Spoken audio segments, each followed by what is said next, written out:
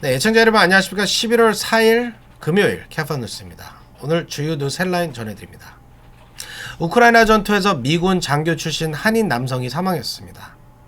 텍사스 출신의 한인 폴 리 김 씨입니다. 오늘 텍사스에서 장례식이 있었습니다. 한인 여성이 남편에게 납치돼 생매장을 당했다 극적으로 무덤을 파고 나와 목숨을 건졌습니다. 워싱턴주에서 지난달 발생한 끔찍한 사건입니다. 우들랜드 힐스에서 지난 1일 발생했던 끔찍했던 차량 충돌 화재 사건으로 사망한 남성 2명은 말리부의 유명한 레스토랑인 문샤도의 오너와 그의 아들인 것으로 뒤늦게 밝혀졌습니다. 중간 선거가 4일 앞으로 다가왔습니다. 경합주 6개 주에서 승패가 갈릴 것으로 보입니다. 트럼프의 차기 대선 출마 선언이 임박했다는 전망이 나왔습니다. 중간 선거에서 공화당이 승리할 경우 오는 11월 14일 대선 출마를 선언할 것으로 보입니다. 일요일은 오는 6일 새벽부터 서머타임이 해제됩니다. 새벽 2시를 1시로 바꿔야 합니다.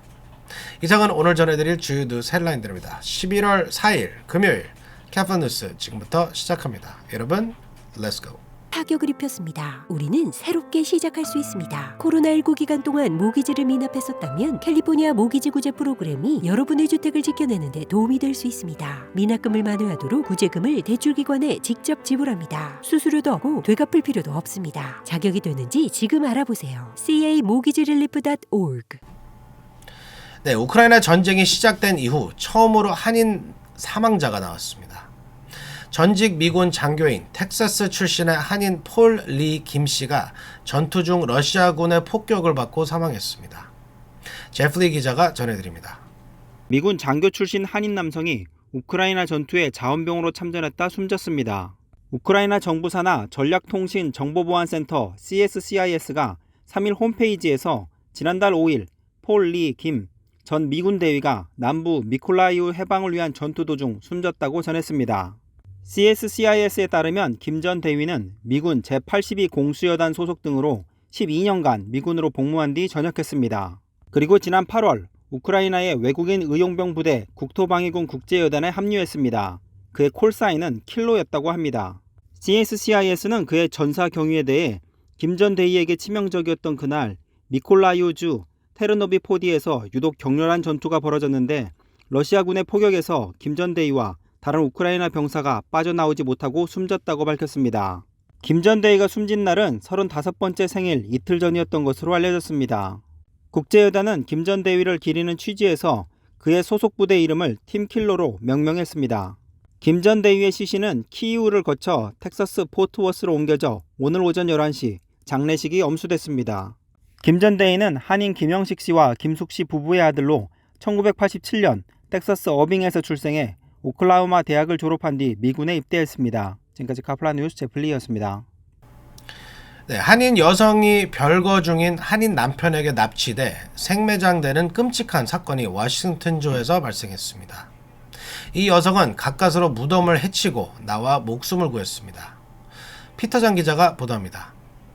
한인 여성이 남편에게 납치당해 생매장됐다가 가까스로 무덤을 파고 나와 목숨을 건진 잔혹한 사건이 발생했습니다.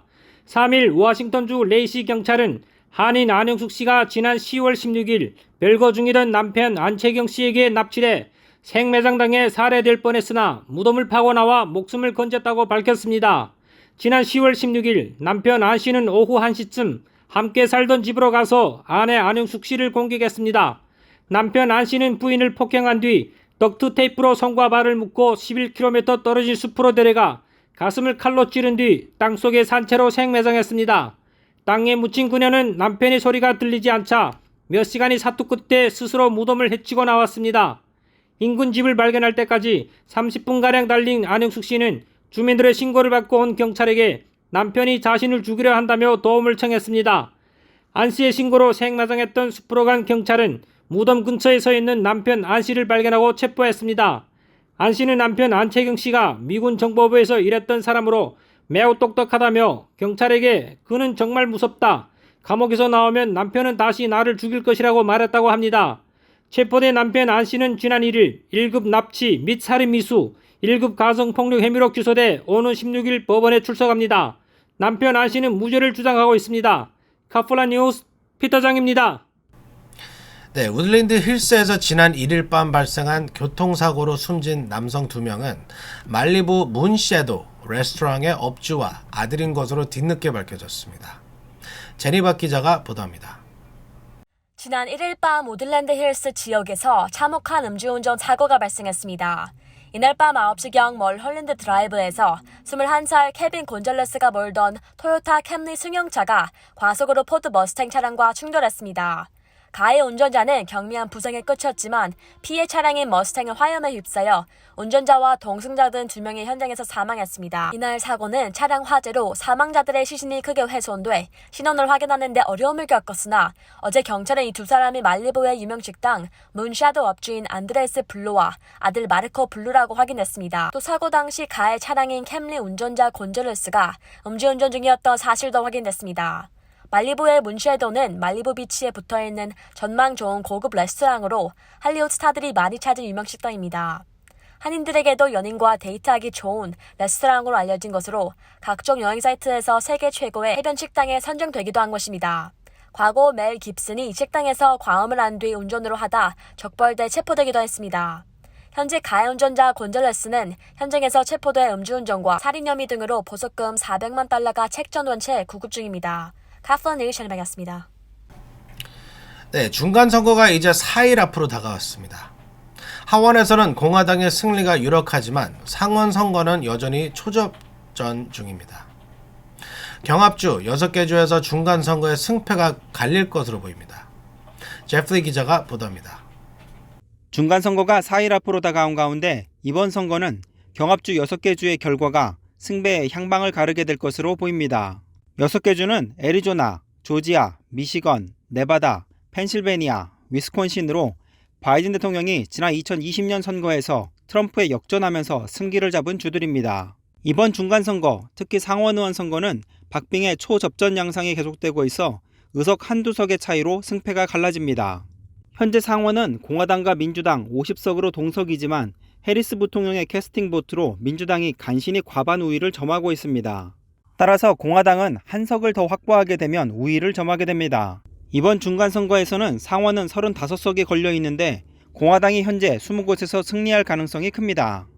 민주당은 이번 중간선거에서 14곳에서 승리해야 과반을 유지하며 공화당으로서는 22곳을 이겨야 과반이 됩니다. 하원의 경우 총 435석 중 최소 218석을 얻어야 과반 확보가 가능합니다. 공화당과 민주당은 각각 216석과 199석을 얻을 것으로 전망되며 20곳은 승부 예측이 어려운 경합지역입니다.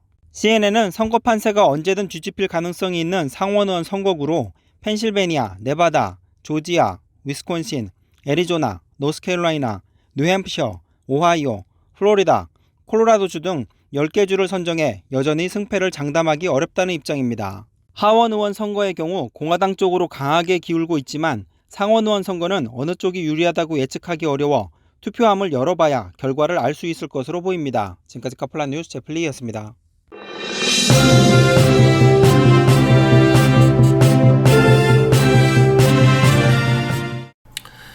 네, 백악관이 소셜 시큐리티 연금이 내년 대폭 인상되는 것이 바이든 대통령 덕분이라는 메시지를 올렸다 삭제하는 해프닝을 벌였습니다.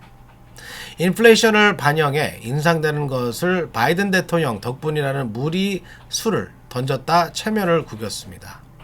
제니박 기자가 보도합니다. 백악관이 트위터에 소셜시큐리티 연금 인상이 바이든 대통령에 공인하는 메시지를 올렸다 삭제하는 해프닝을 벌여졌습니다. 백악관은 지난 1일 트위터에 고령자는 바이든 대통령 리더십 덕분에 10년 만에 가장 크게 오른 소셜시큐리티 체크를 받게 됐다고 글을 올렸습니다. 그러나 백악관의 이 글을 사실과 다를 것이라는 지적이 잇따르며 논란이 일자 하루 만에 이를 삭제한 것입니다. 소셜시큐리티 연금은 매년 인플레이션 비율에 따라 조정하는 것으로 연금액이 인상된 것은 바이든 대통령과는 관계는 없는 것입니다. 앞서 연방정부는 생활물가조정분 COLA를 반영해 내년 1월부터 사회보장연금은 8.7% 인상한다고 발표한 바 있습니다. 이는 미국의 인플레이션에 따라 물가가 크게 오를 것을 반영한 것으로 42년 만에 가장 큰 인상폭입니다. 이번 해프닝은 지지율 하락으로 중간선거에 고전 중인 백악관 측의 무리수였던 것으로 보입니다. 백악관이 이런 내용을 명시하지 않고 트위터에 바이든 대통령의 리더십을 거론하자 일부 사용자들이 이를 문제 삼았고 트위터는 이 글의 불완전함 정보라고는 꼬리표를 달았습니다. 가서니의 션이겠습니다.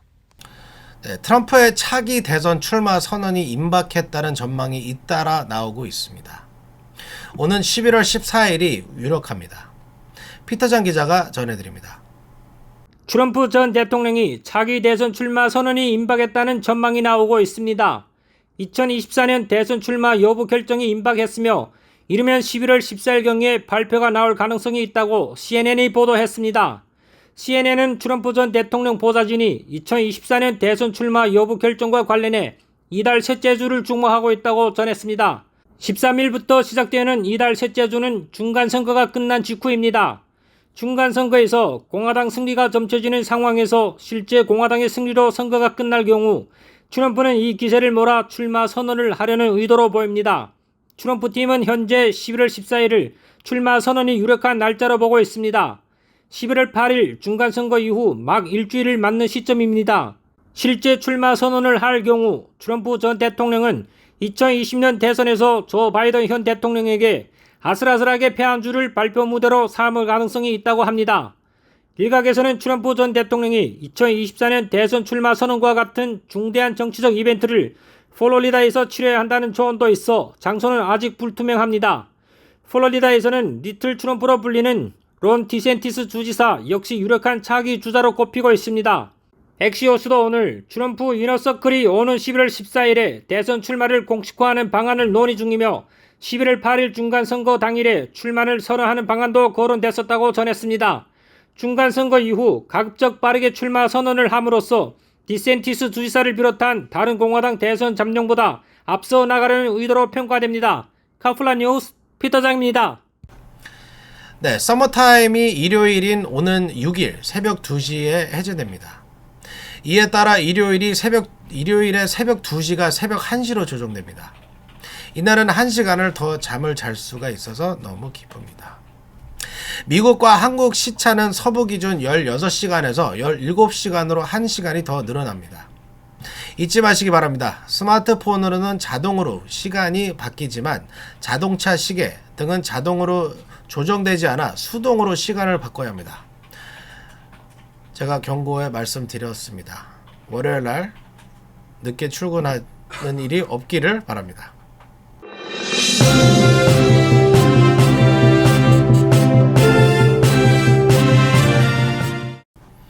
네, 오늘 전해드리는 소식은 여기까지입니다. 지난 1일부터 한인회에 마련된 이태원 사망자 추모를 위한 분향소가 오늘 문을 닫았습니다. 지난 4일간 많은 분들이 분향소에 오셔서 안타까운 마음으로 사망자들을 추모했습니다. 오늘 분향소에는 지미 고메즈 의원과 데이비드 킴 후보자가 한인회 분향소를 방문해 이태원 사망자들을 추모했습니다. 고메즈 의원은 참사로 너무 많은 분들이 희생돼 가슴이 너무 아팠다며 한인들과 아픔을 함께하겠다고 말했습니다.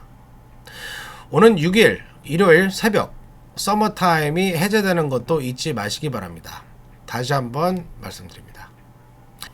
11월 4일 금요일 캐파뉴스 여기서 마치겠습니다. 그리고 내일 토요일 11월 5일에는 아침부터 무슨 특집 방송이 나가냐면요. KYCC의 김사빈 씨가 지난주에 여기 한인회를 방문하셔서 CAFS 시스템, Capital Access Financial System이라고 SBA EIDL 론을 받으신 분들이 밸런스를 어떻게 체크업하는 포털의 설명을 아주 또박또박 잘해주셨습니다. 그래서 그 영상은 내일 아침에 저희 캐플러 TV 유튜브 채널에서 방송이 됩니다. 그래서 토요일이라도 내일 잊어먹지 마시고 꼭 보시기 바랍니다. 좋은 주말 되세요. 감사합니다.